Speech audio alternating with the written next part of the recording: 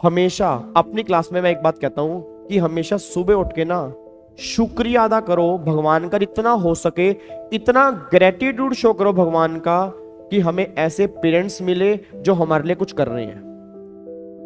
तो बिलीव में sir, India में ऐसे बहुत सारे बच्चे ऐसे हैं जो हमसे ज्यादा कैलिबर रखते हैं, उनके पेरेंट्स के पास पैसा नहीं है या उनके पेरेंट्स अफोर्ड नहीं कर सकते जो वो क्लासेस लेना चाहते हैं, और बिलीव में उनके सपने अधूरे रह जाते हैं।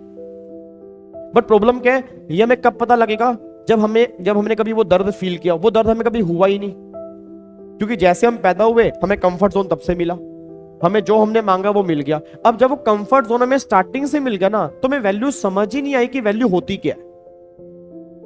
आप वैल्यू एक पानी के गिलास की उससे पूछो जो सड़क के ऊपर तरसता है कि एक पानी का गिलास मुझे मिल जाए।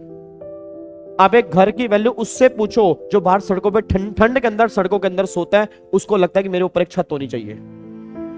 आप कपड़े की वैल्यू उससे पूछो जो छोटे छोटे बच्चे नंगे घूमते हैं सड़कों के ऊपर और कपड़े मांगते हैं, आप कपड़ों की वैल्यू उनसे पूछो।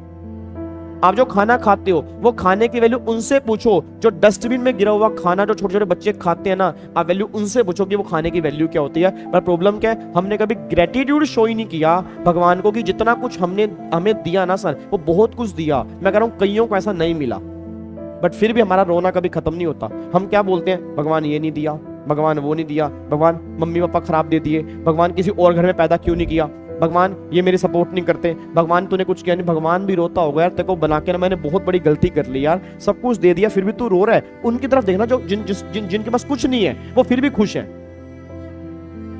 जिनके घर में रोटी नहीं है, अगर उनको घर एक रोटी मिल जाती है ना वो खुश रहते हैं। तुम्हें 100 रुपए की जेब खर्ची मिलती है, वो 2 रुपए लेके खुश है।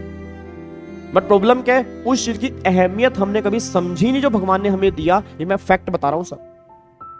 आप ये हमेशा शुक्रिया अदा करो जो आप ये लोग डिग्री के लिए मेहनत कर रहे हो ना, तो ये मत सोचना कि आपके अंदर कैलिबर है, कैलिबर होगा। आपसे भी कई कैलिबरफुल लोग इस देश के अंदर बैठे हैं, उनको अपॉर्चुनिटी नहीं मिल रही। तो शुक्रिया अदा करो भगवान का कि जो तुम ये कर रहे हो और उसको कुछ करके दिखाओ। पैसे वेस्ट मत करो अपने पेरेंट्स के, मैं सही बता रहा हूं। बट प्रॉब्लम क्या है, वो वैल्यू हम कभी समझ ही नहीं पाते। आप ये पैसे आप उनको देखो ना, वो रैंक लेके आ जाए फिर आप मेरा नाम बदल देना, उनके अंदर कैलिबर बहुत ज्यादा है। उनकी प्रॉब्लम बस ये है, उनके घर में वैसा एनवायरनमेंट नहीं मिल रहा जो तुम्हें एनवायरनमेंट मिला, और जो तुम्हें मिला तुम्हें वो भी कम लग रहा है, तुम्हें लग रहा है वो भी बिल्कुल खराब है। तो ये बहुत बड़ी प्रॉब्लम है सर, बहुत बड़ी प्रॉब्लम है। हम ग्रेटिट्यूड कभी शो ही नहीं करते सुबह उठ के कि भगवान आज एक बढ़िया दिन दिया, थैंक यू सो मच भगवान, जो भी कुछ है उसके अंदर मैं खुश हूं, मैं आगे बढ़ूंगा, क्योंकि तुम्हें हमेशा कमियां ही दिखी हैं। आपको मैंने एक लाइन पहले बोली थी ना क्लास के अंदर कि भगवान ने भी एक दिन मंदिर में मुझे ताना दिया, भगवान ने भी एक दिन मंदिर में मुझे ताना दिया कि हमेशा मांगने ही आते हो, कभी मिलने भी आ जाया करो। क्योंकि भगवान से हमेशा हमने मांगा है, हमेशा मांगा है, कभी भगवान से ये नहीं कहोगा कि भगवान जो दिया उसके लिए थैंक यू आज बोलता हूं, क्योंकि जो मेरे को नसीब हुआ वो कईयों को नसीब नहीं हुआ। तो थैंक यू सो मच, आपने मुझे इतना कुछ दिया।